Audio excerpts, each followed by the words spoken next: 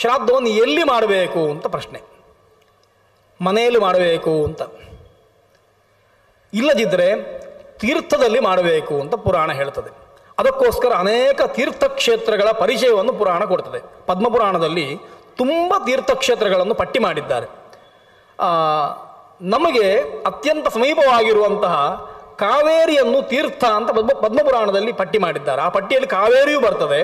ಇನ್ನೊಂದು ಸಹಸ್ರಲಿಂಗ ಅಂತ ಒಂದು ಶಬ್ದ ಬರ್ತದೆ ಪದ್ಮಪುರಾಣದಲ್ಲಿ. ನಮಗೆ ಇಲ್ಲಿ ಹತ್ತಿರದಲ್ಲಿ ಸಹಸ್ರಲಿಂಗ ಅಂತ ನಾವು ಕರೆಯುವಂಥದ್ದನ್ನು ಉಪ್ಪಿನಂಗಡಿ ಹತ್ತಿರ ಇರೋ ಸಹಸ್ರಲಿಂಗೇಶ್ವರವನ್ನು ಆ ಹೆಸರನ್ನು ಪದ್ಮಪುರಾಣ ಹೇಳ್ತದೆ ಅಂತ ಅದರ ಬಗ್ಗೆ ಇನ್ನೊಂದು ವಿಚಾರ ಮಾಡಬೇಕು. ಅಂತೂ ಈ ದಾಕ್ಷಿಣಾತ್ಯವಾದ ತೀರ್ಥಗಳನ್ನು ಕೂಡ ಪದ್ಮಪುರಾಣ ಬಿಡಲಿಲ್ಲ ಅಂತ ಗೊತ್ತಾಗ್ತದೆ. ಗೋಕರ್ಣ, ಸೇತು ಅಂದರೆ ರಾಮೇಶ್ವರ, ಆಮೇಲೆ ಪ್ರಯಾಗ, ಇವುಗಳೆಲ್ಲ ಪ್ರಸಿದ್ಧವಾದವುಗಳು. ಅವುಗಳನ್ನೆಲ್ಲ ಪುರಾಣ ಹೇಳಿದೆ. ಅದರೊಟ್ಟಿಗೆ ಕಾವೇರಿ ನದಿಯನ್ನು ಕೂಡ ಪದ್ಮಪುರಾಣ ಉಲ್ಲೇಖ ಮಾಡಿದೆ ಅಂತಂದರೆ ನಮ್ಮ ಕರ್ನಾಟಕದಲ್ಲಿ ಹರಿಯುವ, ಕರ್ನಾಟಕದಲ್ಲೇ ಹುಟ್ಟುವ, ನಮಗೆ ತುಂಬ ದೂರ ಏನಿಲ್ಲ, 2 ಗಂಟೆ ದಾರಿ ಇರುವುದು ಇಲ್ಲಿಂದ ಬ್ರಹ್ಮಗಿರಿಗೆ. ಅಂದರೆ ಬ್ರಹ್ಮಗಿರಿ ಅಂತಂದರೆ ಕೊಡಗಿನಲ್ಲಿರುವಂಥದ್ದು, ಮಡಿಕೇರಿಯಲ್ಲಿರುವಂತಹ ಬ್ರಹ್ಮಗಿರಿ. ಹಾಗಾಗಿ ಕಾವೇರಿಗೆ ನಡೆದುಕೊಂಡು ಹೋಗುವ ಸಂಪ್ರದಾಯವು ನಮ್ಮಲ್ಲಿತ್ತು, ಈ ಪ್ರದೇಶದಲ್ಲಿತ್ತು, ಇವತ್ತು ಬಿದ್ದು ಹೋಗಿದೆ. ಆ ರೀತಿ ಅಂತಹ ಕಾವೇರಿಯನ್ನು ಕೂಡ ಪದ್ಮಪುರಾಣ ವರ್ಣನೆ ಮಾಡ್ತದೆ ಅಂತ. ಭಾಗವತದಲ್ಲಿ ಕುಟಜಾದ್ರಿಯ ವರ್ಣನೆ ಬರ್ತದೆ, ಕೊಡಜಾದ್ರಿ ಅಂತ ಕರೆಯುವಂಥ ಕುಟಜಾದ್ರಿಯ ವರ್ಣನೆ ಬರ್ತದೆ. ಹಾಗಾಗಿ ಪುರಾಣಗಳೆಲ್ಲ ಉತ್ತರ ಭಾರತದಲ್ಲೇ ಇದ್ದವುಗಳು ದಕ್ಷಿಣದಲ್ಲಿ ಅಲ್ಲ ಅಂತ ಒಂದು ವಾದ ಉಂಟು. ಆ ವಾದ ಬಿದ್ದು ಹೋಗ್ತದೆ. ಎಲ್ಲ ಕಡೆಯಲ್ಲಿ ಲೋಕದಲ್ಲಿ ಎಲ್ಲೆಲ್ಲಿ ಉಪಾದೇಯವಾದ ವಸ್ತು ಉಂಟೋ ಅದನ್ನೆಲ್ಲ ಪುರಾಣ ಹೇಳಿದೆ ಅಂತ ಗೊತ್ತಾಗುತ್ತದೆ. ಹೀಗೆ ತೀರ್ಥಕ್ಕೆ ಹೋಗಿ ಶ್ರಾದ್ದ ಮಾಡಬೇಕು, ತೀರ್ಥ ಶ್ರಾದ್ದ ಅಂತ ಅದನ್ನು ಕರೆಯುವಂಥದ್ದು. ಈ ರೀತಿ ಹೇಳಿ ಆ ಪ್ರಸಂಗದಿಂದ ಅನೇಕ ತೀರ್ಥಗಳನ್ನು ಪದ್ಮಪುರಾಣ ಹೇಳ್ತಾ ಬರ್ತದೆ. ಇಷ್ಟೆಲ್ಲ ತೀರ್ಥ ಹೇಳಿದ ಮೇಲೆ ಮತ್ತೊಂದಿಷ್ಟು ತೀರ್ಥವನ್ನು ಪುರಾಣ ಪ್ರತ್ಯೇಕ ಹೇಳ್ತದೆ. ಯಾವುದು ಅಂತಂದರೆ ಸತ್ಯಂ ತೀರ್ಥಂ, ದಯಾತೀರ್ಥಂ, ತೀರ್ಥಂ ಇಂದ್ರಿಯ ನಿಗ್ರಹ. ತೀರ್ಥ ಅಂತ ಅಂದ ಕೂಡಲೇ ಪಕ್ಕ ನೆನಪಿಗೆ ಬರೋದು ಕೈಯಲ್ಲಿ ಹಿಡಿದು ಕೂಡಲೇ ಹಾಕುವಂಥದ್ದು, ಉದ್ಧರಣೆಯಲ್ಲಿ ಹಾಕುವಂಥದ್ದಕ್ಕೆ ತೀರ್ಥ ಅಂತ. ಸ್ವಲ್ಪ ತಿಳಿದವ ಅಂತಂದರೆ ತೀರ್ಥಕ್ಷೇತ್ರ ಅಂತ ಕರೀತೇವೆ. ಹಾಗಾಗಿ ಎಲ್ಲೆಲ್ಲಿ ನದಿಗಳುಂಟು, ಎಲ್ಲೆಲ್ಲಿ ಸಿದ್ಧಪುರುಷರು ನಿರ್ಮಾಣ ಮಾಡಿದಂಥ ಜಲಾಶಯ ಉಂಟು, ಅದನ್ನು ತೀರ್ಥ ಅಂತ ಕರೀತೇವೆ ಅಂತ. ಪುರಾಣ ಇನ್ನೂ ಮುಂದೆ ಹೋಗ್ತದೆ. ಅಷ್ಟು ಮಾತ್ರ ತೀರ್ಥ ಅಲ್ಲ, ಸತ್ಯವನ್ನು ತೀರ್ಥ ಅಂತ ಕರೀತದೆ, ದಯೆಯನ್ನು ತೀರ್ಥ ಅಂತ ಕರೀತದೆ, ಇಂದ್ರಿಯ ನಿಗ್ರಹವನ್ನು ತೀರ್ಥ ಅಂತ ಕರೀತದೆ. ಅದೇ ರೀತಿ ಅಹಿಂಸಾ ಪ್ರಥಮಂ ಪುಷ್ಪಂ, ಪುಷ್ಪಮಿಂದ್ರಿಯ ನಿಗ್ರಹ ಅಂತ ಇತ್ಯಾದಿ ಹೇಳ್ತಾ ಸರ್ವಭೂತ ದಯಾ ಪುಷ್ಪಂ, ಸತ್ಯಪುಷ್ಪಂ ವಿಶೇಷತಃ ಅಂತ ಈ ಎಲ್ಲ ಪುಷ್ಪಗಳು ಅಂತ ಲೆಕ್ಕ ಹಾಕುವಾಗ ಹೇಗೆ ನಮ್ಮಲ್ಲಿರುವ ಗುಣಗಳನ್ನು ಪುಷ್ಪ ಅಂತ ಸ್ವೀಕಾರ ಮಾಡಿದ್ದಾರೋ ಅದೇ ರೀತಿ ಪದ್ಮಪುರಾಣ ತೀರ್ಥಗಳ ಪಟ್ಟಿಯನ್ನು ಮಾಡಿ ಕೊನೆಗೆ ಇವುಗಳನ್ನೂ ತೀರ್ಥ ಅಂತ ಉಪಾಸನೆ ಮಾಡಿ.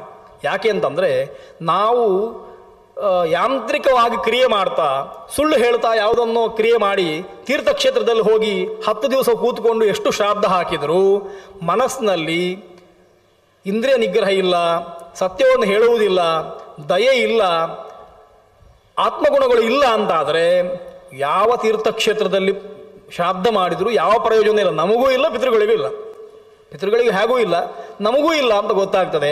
ಆ ದೃಷ್ಟಿಯಿಂದ ಯಾವುದು ತೀರ್ಥ ಅಂತಂದರೆ ನಿಮ್ಮಲ್ಲಿ ಈ ಒಳ್ಳೆಯ ಗುಣಗಳು ಇದ್ದರೆ ಎಲ್ಲವೂ ತೀರ್ಥವಾಗ್ತದೆ ಅಂತ. ತೀರ್ಥ ಶಬ್ದಕ್ಕೆ ಮುಖ್ಯವಾದ ವಾಚ್ಯ ಭಗವಂತ. ದೇವರನ್ನು ತೀರ್ಥ ಅಂತ ಕರೆಯುವುದು. ದೇವರನ್ನು ಯಾರು ಹೃದಯದಲ್ಲಿ ಇಟ್ಟುಕೊಂಡಿದ್ದಾರೆ ಅವರನ್ನು ತೀರ್ಥ ಅಂತ ಕರೀತಾರೆ.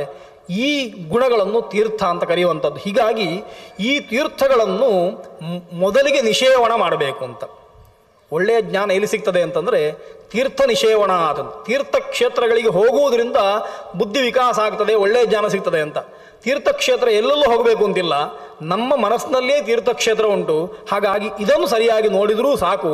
ಹಾಗಾಗಿ ಪಿತೃಕಾರ್ಯ ಮಾಡುವಾಗ, ಶ್ರಾದ್ದಾದಿಗಳನ್ನು ಮಾಡುವಾಗ ಮನಃಶುದ್ಧಿ, ಚಿತ್ತಶುದ್ಧಿ, ದೇಹಶುದ್ಧಿ ಅನ್ನುವಂಥದ್ದು ತುಂಬ ಮುಖ್ಯ ಅಂತ ಅದರ ಬಗ್ಗೆ ಪದ್ಮಪುರಾಣ ನಮಗೆ ಹೇಳಿದೆ ಈ ಪ್ರಕರಣದಲ್ಲಿ.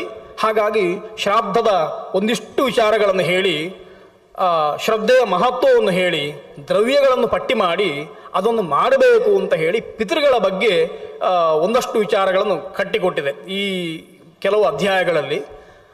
ಮುಂದಿನ ಅಧ್ಯಾಯದಲ್ಲಿ ಒಂದಷ್ಟು ಕಥೆಗಳು ಬರ್ತದೆ. ಮತ್ತು ಪ್ರಪಂಚ ಸೃಷ್ಟಿ, ಈ ಸೃಷ್ಟಿಖಂಡದಲ್ಲಿ ಸರ್ಗ ಮತ್ತು ಪ್ರತಿಸರ್ಗಗಳು ಬಂದಿದೆ. ಸೃಷ್ಟಿಯ ವಿಚಾರಗಳು ಒಂದಷ್ಟು ಬಂದಿದೆ. ಪೃಥ್ವಿನಿಂದ ಮತ್ತೆ ಹೇಳುವಾಗ ಪ್ರತಿಸರ್ಗವನ್ನು ಹೇಳುವಂಥದ್ದು. ಆಮೇಲೆ ಇಲ್ಲಿ ಮತ್ತೆ ಚಂದ್ರ ಮತ್ತು ತಾರೆಯರ ಕಥೆ, ಬುಧನ ಉತ್ಪತ್ತಿ, ಬೃಹಸ್ಪತಿ ಬೃಹಸ್ಪತಿಯ ಮಡದಿಯಾದಂತಹ ತಾರೆಯಲ್ಲಿ ಚಂದ್ರನಿಂದ ಬುಧನ ಉತ್ಪತ್ತಿ ಆಗುವಂಥದ್ದು. ಈ ಬುಧನಿಂದ ಮತ್ತೆ ಆ ವಂಶ ಬೆಳೆದು ಅಲ್ಲಿ ರಜಿ ಅಂತ ಒಬ್ಬ ಬರ್ತಾನೆ.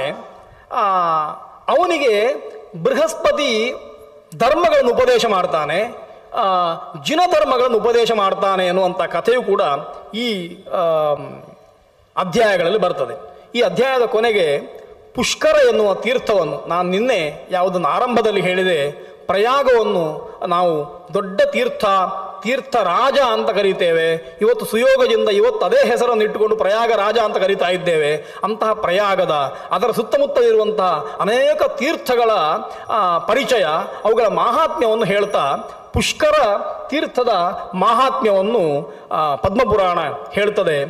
ಅದೇ ಹೊತ್ತಿಗೆ ಸ್ಯವಂತಕಮಣಿಯ ಉಪಾಖ್ಯಾನ, ಕೃಷ್ಣನ ಕಥೆ ಈ ಹೊತ್ತಿಗೆ ಬರ್ತದೆ. ನಮಗೆಲ್ಲ ಅದು ಗೊತ್ತಿದ್ದರಿಂದ ವಿಸ್ತಾರ ಮಾಡೋದಿಲ್ಲ. ಕೃಷ್ಣನಿಗೆ ಅಪವಾದ ಬಂತು ಅಂತ ಅದನ್ನು ಕದ್ದ ಅಂತ, ನಿಜವಾಗಿ ಆತ ಕದಿಯುವುದಿಲ್ಲ ಅಂತ ಗೊತ್ತಾಗ್ತದೆ. ಆ ಮಣಿಯ ಮಹತ್ವ, ಅದೇ ರೀತಿಯಾಗಿ ಕೃಷ್ಣನಿಗೆ ಆದ ವಿವಾಹಗಳು, ಜಾಂಬೋತಿ ಒಟ್ಟಿಗೆ ಆದ ವಿವಾಹ, ಅದೇ ರೀತಿ ಉಳಿದ ವಿವಾಹಗಳು, ಕೃಷ್ಣನ ಪತ್ನಿಯರ ಬಗ್ಗೆ, ಕೃಷ್ಣನ ಅವತಾರದ ಕಥೆ ಸೂಕ್ಷ್ಮವಾಗಿ ಪದ್ಮಪುರಾಣದಲ್ಲಿ ಈ ಖಂಡದಲ್ಲಿ ಬಂದಿದೆ. ಇದರ ಕೊನೆಗೆ ಆಶ್ರಮ ಧರ್ಮಗಳನ್ನು ವಿವರಣೆ ಮಾಡ್ತಾನೆ. ಮನುಷ್ಯ ಹೇಗೆ ಬದುಕಬೇಕು ಎನ್ನುವಂಥದ್ದು. ವರ್ಣಧರ್ಮ, ಆಶ್ರಮ ಧರ್ಮ ಅಂತ ಉಂಟು.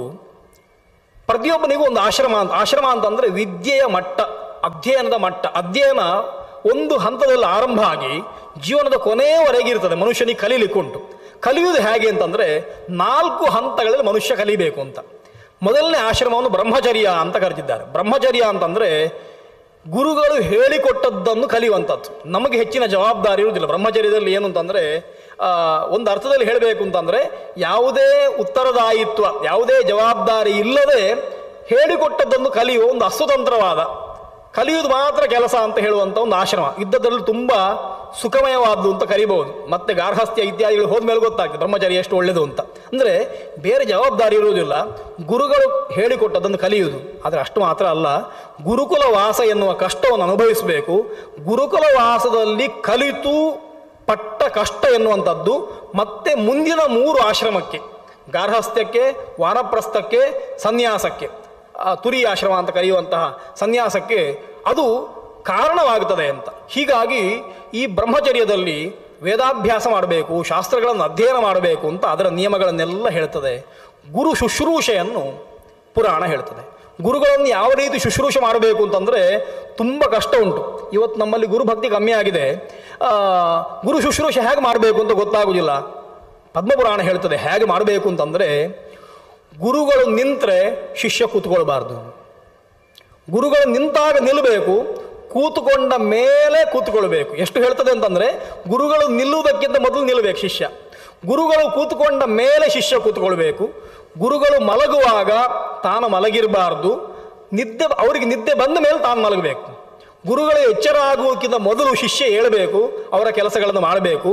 ಗುರುಗಳು ಊಟ ಮಾಡಿದ ಮೇಲೆ ಶಿಷ್ಯ ಊಟ ಮಾಡಬೇಕು, ಅದಕ್ಕಿಂತ ಮೊದಲು ಮಾಡಬಾರ್ದು. ಗುರುಗಳಿಗೆ ಬೇಕಾಗುವ ಎಲ್ಲ ವ್ಯವಸ್ಥೆಗಳನ್ನು ಶಿಷ್ಯ ಕಲ್ಪಿಸಿಕೊಡಬೇಕು. ಆಮೇಲೆ ಗುರುಗಳ ಹತ್ರ ಪ್ರಾರ್ಥನೆ ಮಾಡಬೇಕು, ನನಗೆ ವಿದ್ಯೆ ಉಪದೇಶ ಮಾಡಿ ಅಂತ. ಅವರು ಉಪದೇಶ ಮಾಡಿದ್ದನ್ನು ಕಲಿಬೇಕು. ಸಂಶಯ ಬಂದರೆ ಕೇಳ್ಬೋದು, ಆಕ್ಷೇಪ ಮಾಡಲಿಕ್ಕಿಲ್ಲ. ಬ್ರಹ್ಮಚರ್ಯದಲ್ಲಿ ಇಷ್ಟು ವ್ಯವಸ್ಥೆಯನ್ನು ನಮಗೆ ಪದ್ಮಪುರಾಣ ಹೇಳುವಂಥದ್ದು.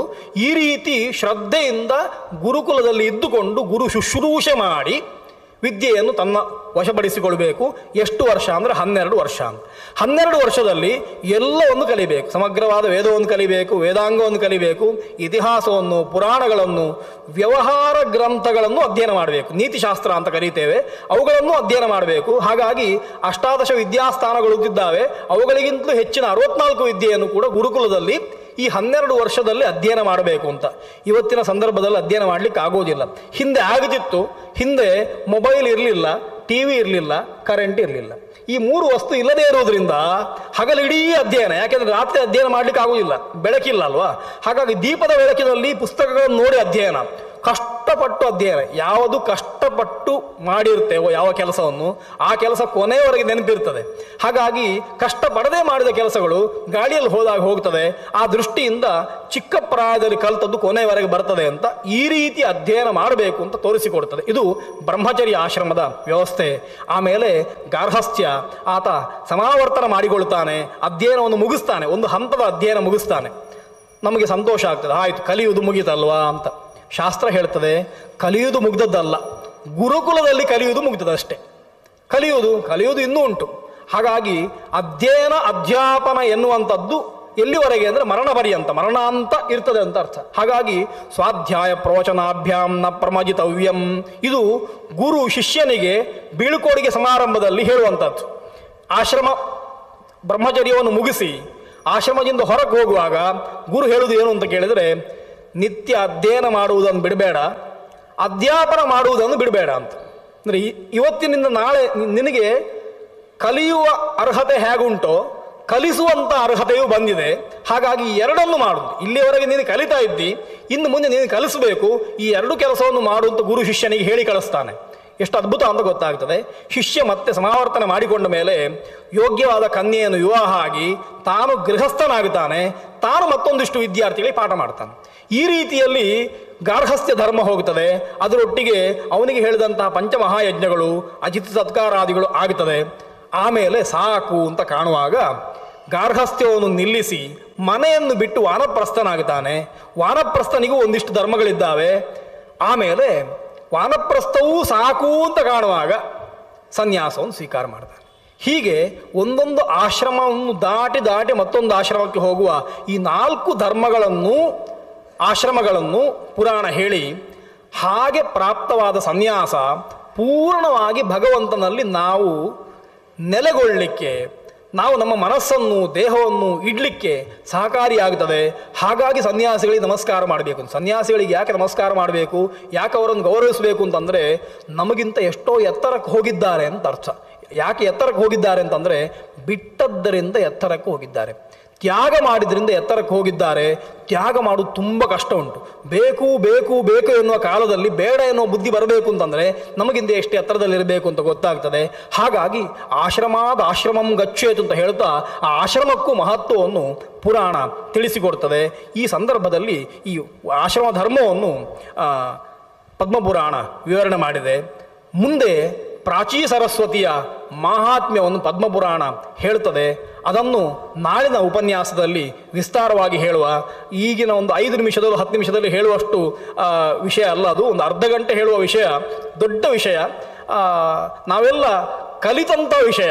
ನಮಗೆಲ್ಲ ಸಣ್ಣ ಪ್ರಾಯದಲ್ಲಿ ಶಾಲೆಗೆ ಹೋಗ್ತಾ ಇರುವಾಗ ಪುಣ್ಯಕೋಟಿಯ ಕಥೆ ಪಾಠದಲ್ಲಿ ಪಾಠ್ಯ ವಿಷಯವಾಗಿತ್ತು. ಅದು ಯಾರೋ ಬರೆದದ್ದು ಅಂತ ಎಣಿಸಿಕೊಂಡಿದ್ದೇವೆ. ಪದ್ಮಪುರಾಣದಲ್ಲಿ ಆ ಕಥೆ ತುಂಬ ಸುಂದರವಾಗಿ ಬಂದಿದೆ. ನಾಳಿನ ಉಪನ್ಯಾಸದಲ್ಲಿ ಆ ಕಥೆಯನ್ನು ಕೇಳಿ ಸತ್ಯದ ಮಹತ್ವವನ್ನು ಅರಿತುಕೊಳ್ಳುವ ಅಂತ ಹೇಳ್ತಾ ಇವತ್ತಿನ ಉಪನ್ಯಾಸವನ್ನು ಭಗವಂತನ ಪಾದತಲದಲ್ಲಿ ಶ್ರೀಪಾದರ ಮೂಲಕ ಸಮರ್ಪಣೆ ಮಾಡ್ತಾ ಇವತ್ತಿನ ಉಪನ್ಯಾಸವನ್ನು ಕೃಷ್ಣಾರ್ಪಣಗೊಳಿಸ್ತೇನೆ. ಶ್ರೀಕೃಷ್ಣಾರ್ಪಣಮಸ್ತು.